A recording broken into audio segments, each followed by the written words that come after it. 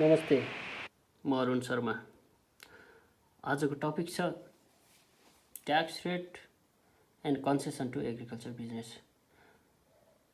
अर्थात् agriculture business गर्दाखेरि कस्ता किसिमका ट्याक्स रेटहरू लाग्छन् र एग्रिकल्चर बिजनेसलाई कस्ता कस्ता छुटहरू छन् र कुन कुन कन्डिसनमा एग्रिकल्चर बिजनेसबाट भएको इन्कममा ट्याक्स लाग्दैन, यस विषयमा रहेर चर्चा गर्नेछौँ। फर्स्टमा जाउँ, स्पेशल इन्डस्ट्री के हो? इन्कम ट्याक्स एक्टले स्पेशल इन्डस्ट्री भनेर एउटा डिफाइन गरेको छ, जसमा आज मैले डिस्कस गर्न खोजेको एग्रिकल्चर बिजनेस पनि पर्छ। अर्थात् इन्डस्ट्रियल एन्टरप्राइज एक्ट 2076 अनुसार डिस्क्राइब गरिएको manufacturing industry, agriculture and forest industries र मिनरल इन्डस्ट्री तीनवटा इन्डस्ट्रिजलाई स्पेशल इन्डस्ट्रीभित्र राखिएको छ। मैले यो किन पनि जोड्न खोजेको भन्दाखेरि ट्याक्स रेट लाग्दाखेरि स्पेशल इन्डस्ट्रीलाई एउटा छुट्टै रेट लागू गरेको छ।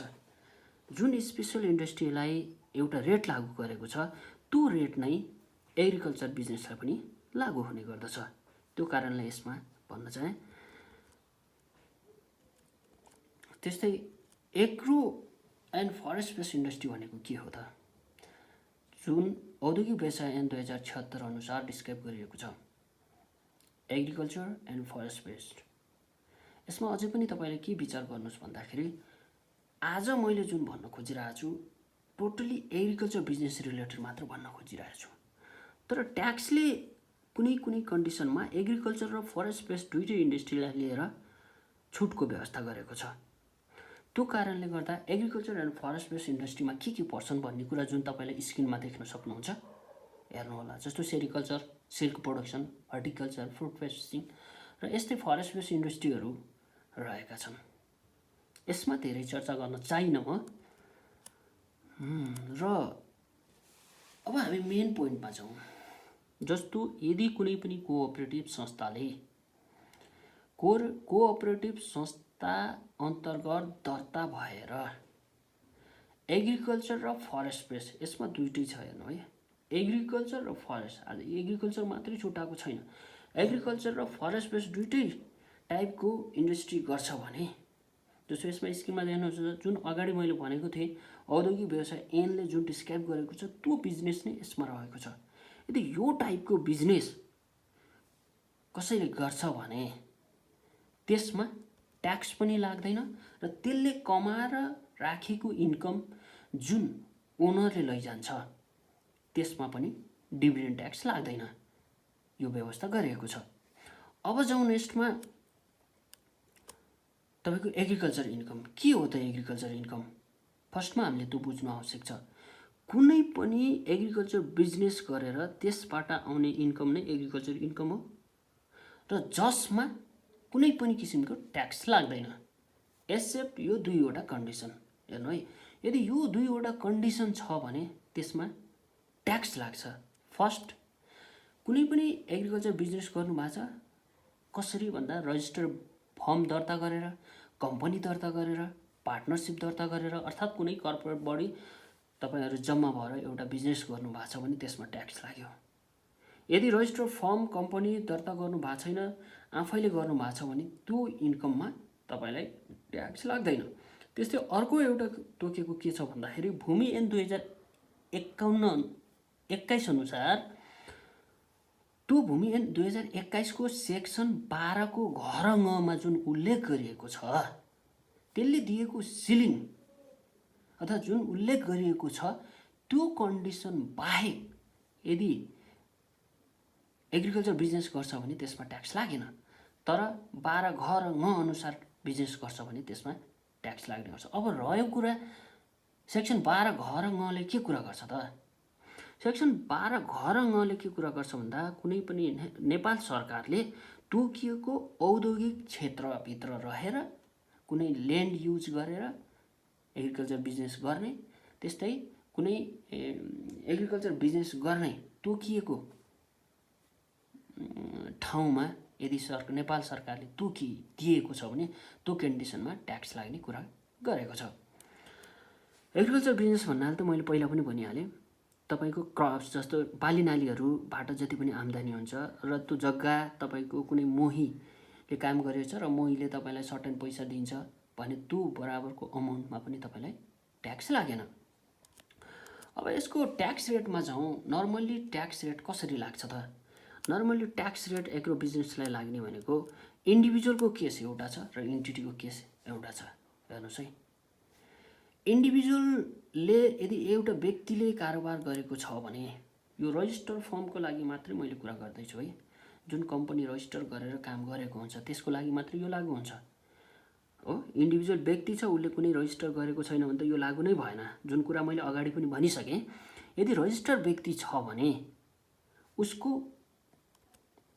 उसलाई स्ल्याब बेसिसमा ट्याक्स लाग्छ है, उसलाई स्ल्याब बेसिसमा राख्छ र इन्टिटी छ भने 20% को दरले ट्याक्स लाग्छ। स्ल्याब बेसिसको कुरा गर्नुहुन्छ भने जस्तो 4,50,000 चाहिँ कुनै पनि ट्याक्स लाग्दैन, त्यसपछि 1 लाखमा 10%, यस्तै छ। जुन तपाईँले मेरो यो च्यानलमा सब्सक्राइब गरेर हेर्न सक्नुहुन्छ। अन्य भिडियो पनि रहेका छन् स्ल्याब कसरी लाग्छ 2076 अनुसार भनेर।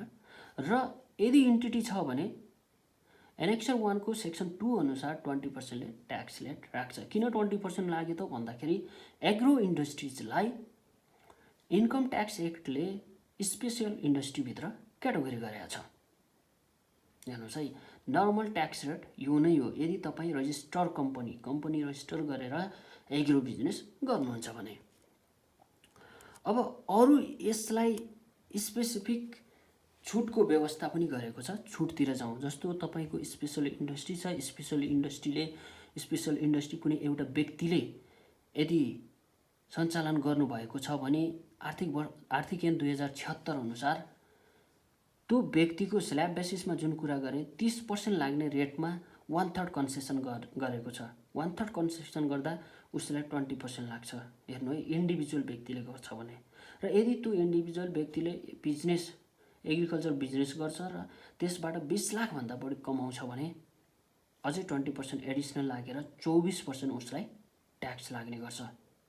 यही बिजनेस यदि इन्टिटी थ्रु गर्छ, अर्थात् प्राइभेट लिमिटेड कम्पनी खोलेर तपाईँको पार्टनरसिप खोलेर कारोबार गर्छ भने उसलाई 20% कन्सेसन दिएको छ। त्यो भनेको 16% को दरले लागू हुन्छ। अब यसमा विचार गर्नुपर्ने कुरा के छ भन्दा यदि तपाईँको एग्रिकल्चर बिजनेस कुनै रिमोट एरियामा छ अथवा अनडेभलप एरियामा छ भने कति ट्याक्स लाग्ने, त्यसभित्र जाउँ। यसमा नर्मली हामीले बुझ्नुपर्ने रिमोट एरिया, अनडेभलप एरिया र अन्डर डेभलप एरिया भनेर इन्डस्ट्रियल इन्टरप्राइज एक्ट 2076 ले डिस्क्राइब गरेको छ। र रिमोट एरियामा कुन कुन जिल्ला पर्छन्, अनडेभलप एरियामा कुन कुन जिल्ला पर्छन्, अन्डर डेभलपमा कुन कुन जिल्ला पर्छन् भन्ने कुरा हामीले बुझ्नु एकदम आवश्यक छ। फर्स्टमा रिमोट एरियामा 23वटा डिस्ट्रिक्ट रहेको छ, जसमध्ये बैतडी, पाथर, हुम्ला। यो मैले 3वटा इक्जाम्पलको रूपमा मात्रै तपाईँलाई यसमा राखेको। यस्तै 23वटा जिल्लाहरू रिमोट एरियामा पर्छ, जुन कुरा तपाईँको औद्योगिक व्यवसाय ऐन 2076 को एनेक्सर 10 मा उल्लेख गरिएको छ। र अर्को छ अनडेभलप एरिया, जसमा 18वटा डिस्ट्रिक्ट रहेको छ। डडेलधुरा, पर्वत, तेह्रथुम यो यसमध्येको 3वटा जिल्ला हो। त्यस्तै अर्को जाउँ अन्डर डेभलप एरिया, जसमा 20वटा डिस्ट्रिक्ट रहेको छ। बर्दिया, उदयपुर, कपिलवस्तु यस्तै अरू 20वटा रहेको छ। र बाँकी 16वटा डिस्ट्रिक्ट जसमा नर्मल रेट लाग्छ, अर्थात् 20% लाग्छ। अर्थात् 20% यदि तपाईँले कारोबार गर्नुहुन्छ एग्रिकल्चर बिजनेस भने 20%मा फेरि 20% डिस्क्राइब गरेर 16%, 16वटा जिल्लामा 16% को दरले ट्याक्स लाग्छ भने अब हामी जाउँ रिमोट एरियामा कति पर्सेन्ट, अनडेभलप एरियामा कति पर्सेन्ट लाग्छ त। यसलाई फेरि तपाईँको अर्को सेक्सनले कभर गर्छ। त्यसमा के भनिएको छ भने कमिङ 10 आर्थिक वर्षसम्मको लागि मात्रै हो। त्यसपछि नर्मल रेटै लाग्छ। 10 आर्थिक वर्षको लागि यदि त्यो एग्रो बिजनेस गरिरहेको छ र रिमोट एरियामा इस्टाब्लिस भएको छ, अर्थात् रिमोट एरिया भन्दा तपाईँले बैतडीमा कुनै पनि एउटा एग्रो बिजनेस गर्दै हुनुहुन्छ भने त्यसलाई ट्याक्स जम्मा 2% मात्रै राख्छ।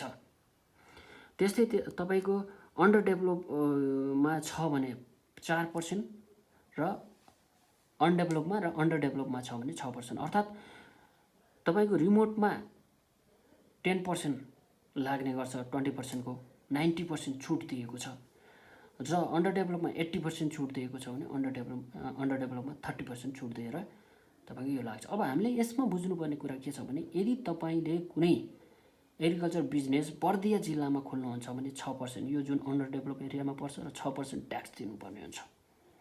यदि त्यही कम्पनी तपाईँले बाँकीमा तिर्नुहुन्छ भने रिमेनिङ 16 डिस्ट्रिक्टभित्र पऱ्यो, त्यसमा 16% ट्याक्स लाग्यो।